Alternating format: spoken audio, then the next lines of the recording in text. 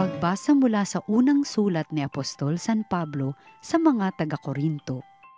Mga kapatid, kami ni Apolos ang ginamit kong halimbawa upang matutuhan ninyo ang kahulugan ng kasabihang huwag lalampas sa nasusulat. Huwag ipagmalaki ni numan ang isa at hamakin naman ang iba. Ano ang kahigtan ninyo sa iba? Hindi ba lahat ng nasa inyo'y kaloob ng Diyos? Kung gayon, bakit ninyo ipinagyayabang na waring hindi kaloob sa inyo? Kayo pala'y nasisiyahan na, mayayaman na kayo. Kayo pala'y mga hari na, hindi na ninyo kami isinama. Sana nga'y naging hari kayo upang kami naway maging hari kasama ninyo.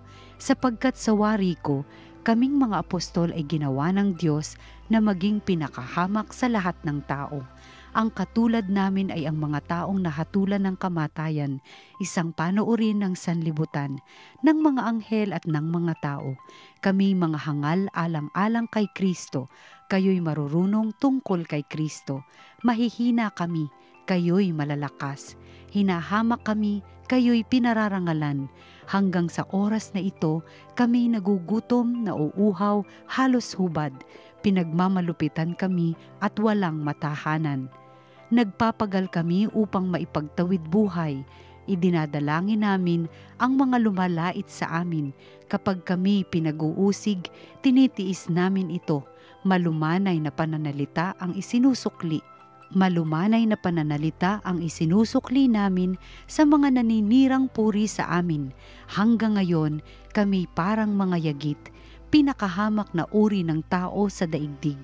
Ito'y sinusulat ko, hindi upang hiyain kayo, kundi upang parangalan bilang mga anak na minamahal, sapagkat maging 10,000 man ang inyong guro tungkol sa pamumuhay Kristiyano, iisa lamang ang inyong Ama, sapagkat kayo'y naging anak ko sa pananampalataya kay Kristo Jesus sa pamamagitan ng mabuting balitang ipinangaral ko sa inyo. Ang salita ng Diyos. Salamat sa Diyos. Sa tumatawag sa poon, ang Diyos ay handang tumulong. Matuwid ang Diyos sa lahat ng bagay niyang ginagawa. Kahit anong gawin ay kalakip doon ang habag at awa. Siya'y nakikinig at handang tumulong sa lahat ng tao, sa sinumang taong pagtawag sa Kanya'y tapat at totoo. Sa tumatawag sa poon, ang Diyos ay handang tumulong. Yaong kailangan niyong mga taong may takot sa Kanya, Kanyang tinutugon at kung nagigipit, hinahango sila. Yaong umiibig sa Kanya ng lubos ay iniingatan, ngunit ang masama'y wawasakin niya't walang mabubuhay.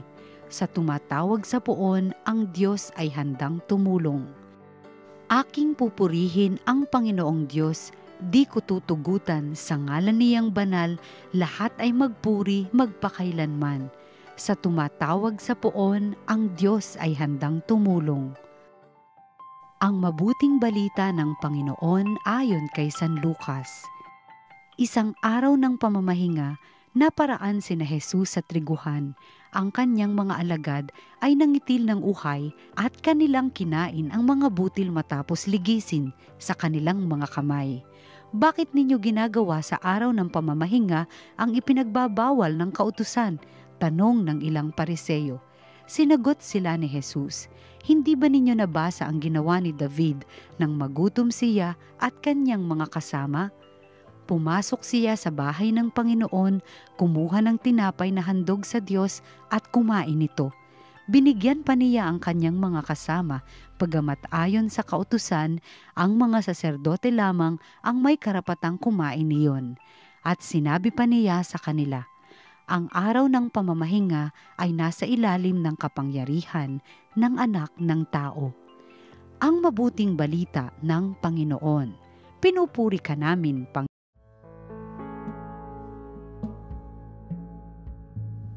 Isang pinagpalang Sabado po sa inyong lahat. Ngayon pong Sabadong ito, tayo po ay nasa ika-22 linggo sa karaniwang panahon. Mga minamahal na kapatid, ewan ko po kung meron kayong kakilala na mga kabataan na parang ayaw nang magsimba. Siguro po may anak, mayroong pamangkin, o meron kayong apo. Bata po na parang hindi malapit ang puso sa simbahan. O kahit nga sa Diyos, hindi nagdadasal, hanggat maaari, ayaw pong lumalapit sa mga bagay-bagay na relihiyoso. Ang dahilan parang laos na or hindi yan talaga naayon sa kanila pong estilo, ang sabi nga po. Madalas, ang mga kabataang ganito may tendency na maging rebelde.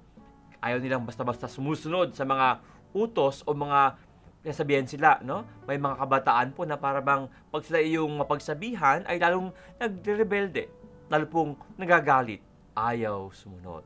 Siguro po kung marinig nila ang ebanghelyo ngayong araw na ito, baka si Jesus ang gawing idol nila. Sa ebanghelyo po ngayong araw, ngayong pong Sabadong ito, atin pong narinig kung paano ang ating Panginoong Jesucristo ay tila ba kanya pong ayaw sundin yung mga batas, yung tradisyon. Yun po yung sabi sa kanya, bakit mo ginagawa ang pinagbabawal sa araw ng Sabat? At hindi lang po ito minsan. Sa maraming episodes o okasyon po sa Biblia at narinig na si Jesus po ay merong conflict sa mga Pariseo, sa mga eskriba, doon po sa mga taong maalam sa batas. Ang kailang dahilan, itong Jesus na ito ayaw sumunod sa batas. Pero ating unawain at gayon din atin pong aalalahanin ng sabi ni Jesus, hindi raw siya naparito para po ang batas po ay kanya pong wasakin o kanya pong sirain o pawalang bisa. Ang Panginoon ay naparito upang bigyang totoong kaganapan ang batas. Sa atin pong ebanghelyo, maganda po na ating maunawaan every time ang Panginoon po tila ba lumalaban sa batas. Hindi po. Ang hangad ng Panginoon ay tayo po ay lumaya sa batas. Doon po sa turo po ng mga Pariseo, mga eskriba na tila ba it has become so enslaving. Ang mga tao po nagiging pong alipin ng batas. Hindi po yan ang dahilan kung bakit po ang Diyos ay nagbigay ng batas. Katunayan, ang mga batas na po ay para po tayo mapalaya sa ating pong pagiging mga makasalanan. Mayroong mga bawal, hindi po dahil sa ang Diyos ayaw tayo maging masaya. Mayroong mga bawal kasi hangad ng Diyos na magkaroon tayo ng pwede. Ano yun, Father? Mayroong mga bawal para magkaroon ng mga bagay na pwede. Father, anong ibig sabihin? Ang sabi raw, yun pong may nagbabawal sa araw ng Sabat, ang dahilan po yan ay hindi lang para po ang Diyos ay masabing, huwag kang gagawa nito, period. Hindi po. Ang Diyos meron mga utos nang sa gayon tayo po ay mapalaya at makagawa ng mga bagay. Sabi nga, they can enable us to do something. Halimbawa po, yun pong araw po ng Sabat. Bakit daw po bawal hanggat maaring magtrabaho? Tayo po, kahit po hanggang ngayon, no? Bakit sana huwag kang magtrabaho? Ang dahilan po, tatlong bagay. Unang-una, you have time to rest.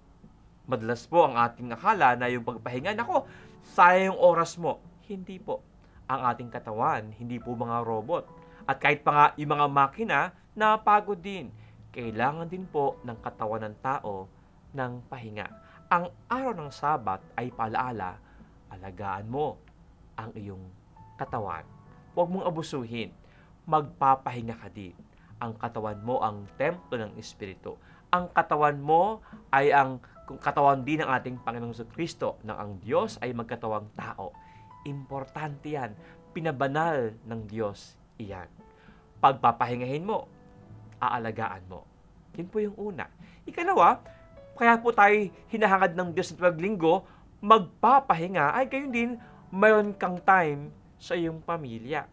Hindi mo masabi na, kaya ako pala nagtatrabaho para sa pamilya ko. May mga tao po, sa sobrang trabaho, yung kanyang pamilya, nababayaan. Pag uwi ng bahay, wala na yung pamilya, nasira na yung pamilya dahil sa sobrang trabaho. Walang panahon sa kanyang pamilya. Tandaan po natin, nagtatrabaho tayo para sa ating pamilya. Kung kaya nga po, hindi lang po yung perang kailangan ng pamilya. Kailangan na kailangan po ng pamilya mo ang iyong oras, ang iyong panahon, ang iyong pag-aalaga, ang iyong presensya. Kaya tuwing araw ng linggo, magpapahinga ka at bigyan ng panahon ang iyong pamilya. At huling-huli, tuwing araw po ng linggo, araw po ng Sabat, hanga din po ng Diyos, mayroon kang time para sa Kanya. Tandaan po natin, ang lahat ng bagay na mayroon tayo, ang lahat ng bagay na kaya natin gawin, yan po ay dahil sa grasya at awa ng Diyos. Kaya napaka-importante, tayo din ay humuhugot ng lakas mula sa Diyos. Nagpasalamat sa Diyos. Mayroon pong inspirasyon mula po sa Diyos. At syempre, napaka-importante, tayo po ay nagkakaroon ng aliwalas ng pag-iisip dahil sa Diyos. Minsan po, mula po Lunes hanggang Sabado, ang dayong narinig ng mga hindi magandang bagay, para bang yung iyong utak ay punong-puno ng mga bagay na negative. Sabi nga mga kabataan may negative vibes. Masyado ka ng nega. Tuwing araw po ng linggo, hangad ng Diyos na spend time with Him. Tumahimik ka saglit at hayaan mong magbigay ng aliwalas ang Diyos sa iyong isip. Pray, spend time with God. Mga minamahal na kapatid, totoo po, ang ating pananampalataya ay hindi po tungkol sa puro lang bawal. Huwag kang, bawal yan. Hindi po. God would want us to be free from the law even. Kung kaya hangad niyang maunawaan, mas mapalalim mo ang iyong pangunawa sa batas. Mga minamahal, tayo po ay pinalaya ng Diyos sa pagkaalipin mula po sa mga batas. Pero hangad po niya ang batas ng pag-ibig, ang mamayani sa ating puso. May mga bagay na bawal, nang sa gayon, magkaroon ng mga bagay na pwede. Yan po ang turo ng ating Panginoon. Sa atin pong lahat, hangad ko po kayo po ay yumuko ngayon upang tayo po ay mag-pray at mag-bless ko po kayo. Natunay nga, ang diwa po ng batas ay manahan sa ating puso. Panginoon, hinihiling po namin yung pagbabasbas sa mga kapatid na ngayon pong araw na ito ay nagnilay po sa iyo pong mga salita. Mga Panginoon, ang iyong salita ay magpalaya sa amin. Maunawaan namin na ikaw ay naparito, hindi para kami apihin ng mga batas at ng mga utos, kung hindi palayain ng iyong pag-ibig. Mga Panginoon, aming pangahawakan na ang iyong utos ay ang aming gabay sa buhay na ito. Nang sa gayon, kami ay mabuhay ng ganap at kasaya-saya. Panginoon, itong lahat, aming nadalangin sa iyong ngalan. Ikaw na buhay at naghahari, kasama ng Ama at ng Espiritu Santo, magpasa walang hanggan. At nawa, pagpalain kayong lahat na makapangyarihang Diyos, Ama, Anak at Espiritu Santo. Sa ating pong lahat, isang pinagpalang Sabado.